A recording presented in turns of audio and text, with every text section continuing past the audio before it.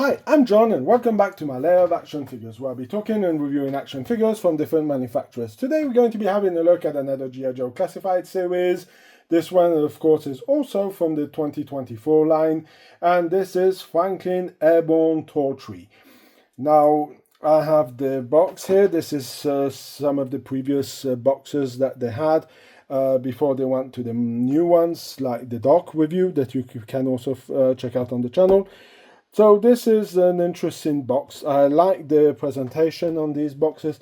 I like the fact that they have a certain length and kind of cohabit perfectly with the other figures that came out.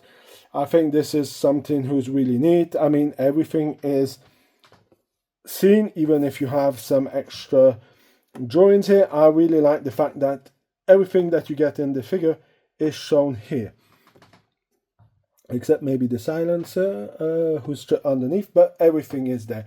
So of course the back of the box is also here. This is the one I took out of for the review. Of course, this is the ones that I've been picking up by 4, getting them at the wholesale. So if anybody missed him and needs him, you can go and check out my Facebook page if you want to pick some up, because were not able to purchase him.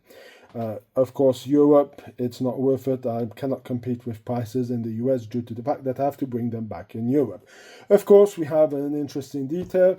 He's supposed to be on the Isle of Easter Island, which is a bit of a funny thing. Don't know what Cobra Commander will be doing, or except if these kinds of giant heads are robots secretly underneath. Could make a good cartoon if you want to do something. Now we have the details. We have the helmet, who's a nice update. You have the logo as him as being a sergeant. So, of course, like always, let's dive into the history of this guy.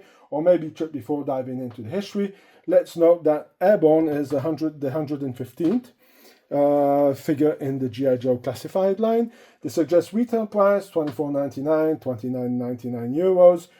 Remember, the taxes are included in euros, so don't feel surprised that the prices are more expensive in Europe than in the US or in North America, due to the fact that you have the VTA included. Now let's jump into the history.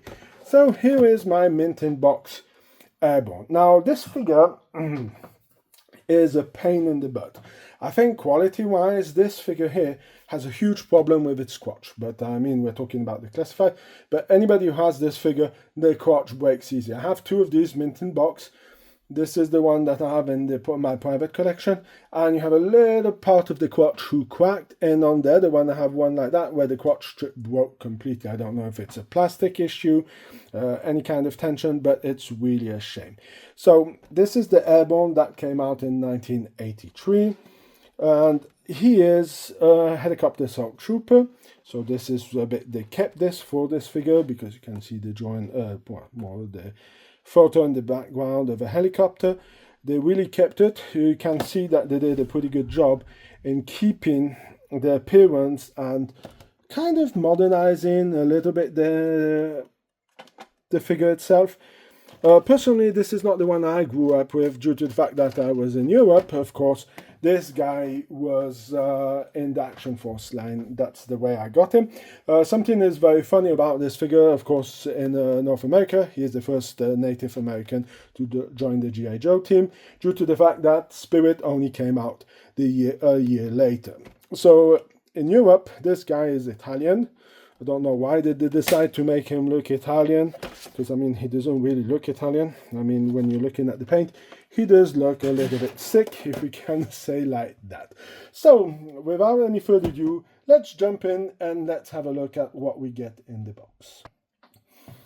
So of course we get the figure, we get the helmet, which is a pretty nice updated version of the one that we get with the one from 1983. I like the fact that you have the possibility to attach nods or night visions if you prefer.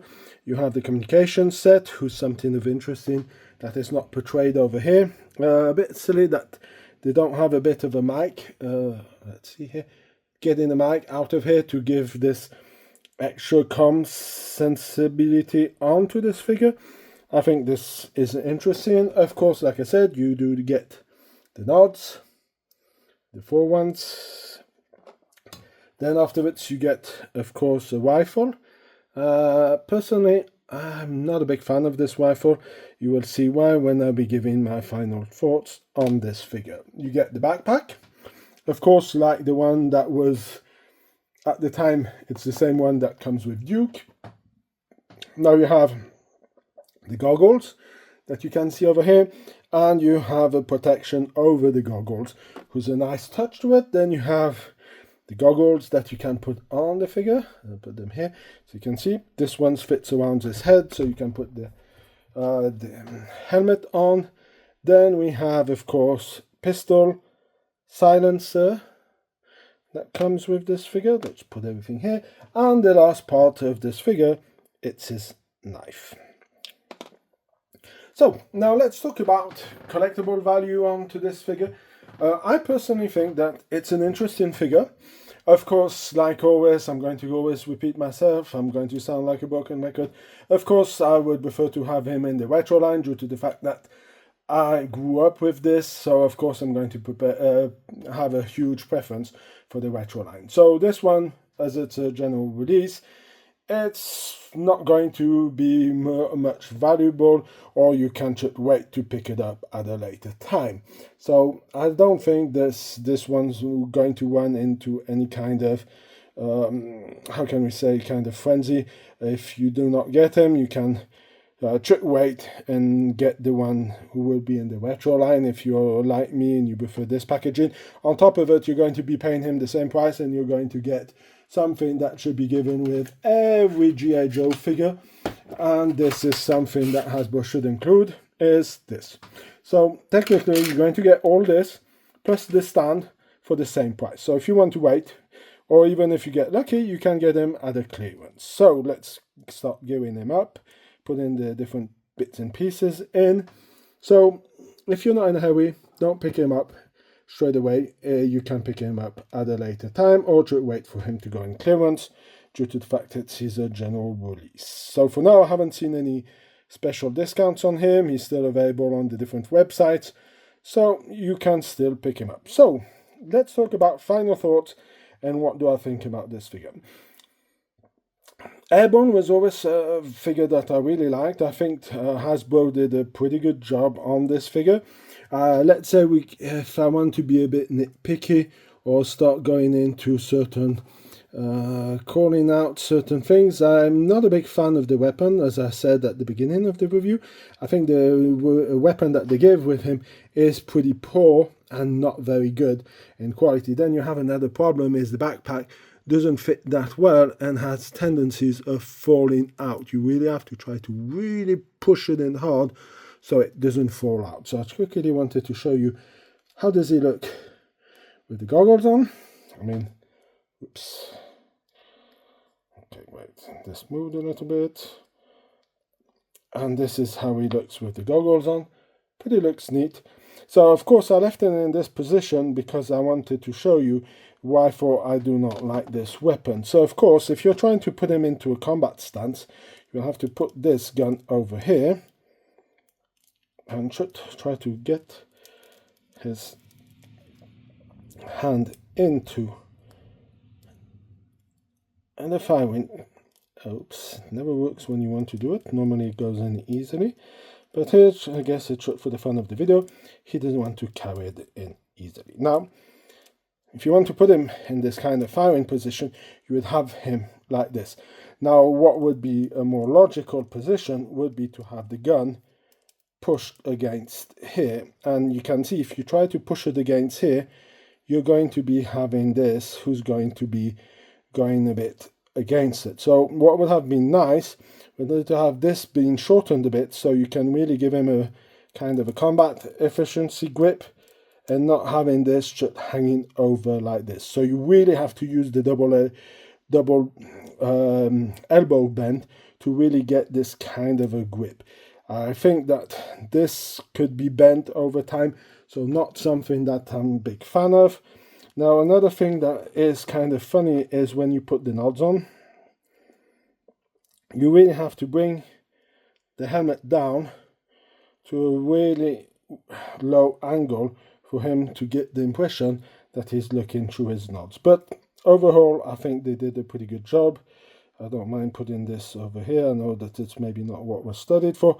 So if you want to put the nods on his head, holding them back, it looks pretty neat. And let's put the last one to make him really look like the one that came out in 1983. So here you have the helmet with the goggles on. So that's the part where I would be nitpicky. If I have to give it a note out of 10, I'm going to give this figure an 8 out of 10. I'm not a big fan of the weapon. I think that the fact that the backpack has to go in, as you can see, it comes out pretty easy because you leave it in, but after a while it seems to be pushing out due to the thickness of the vest. So that's why I'm giving this figure an 8 out of 10. There was a few things that you could have done better, but you still did a pretty good job. So that's going to be it for the review of my Airborne figure from the I.Joe Classified line. If you like the review, please leave a like, share, comment in the section. If you have any suggestions, you can write them in. Do you agree with me? Or put that in the comments section. Subscribe to the channel, it helps a lot. You want to go and see some of the pictures, some cool pictures I did with the figures. That could be the 6-inch. For now, I don't have much 3/4-inch figures. I have some 12-inch. So go and check out my Facebook page or Instagram page to see the pictures. Until then, I hope you have a fantastic day and I hope to see you in my next video. Bye!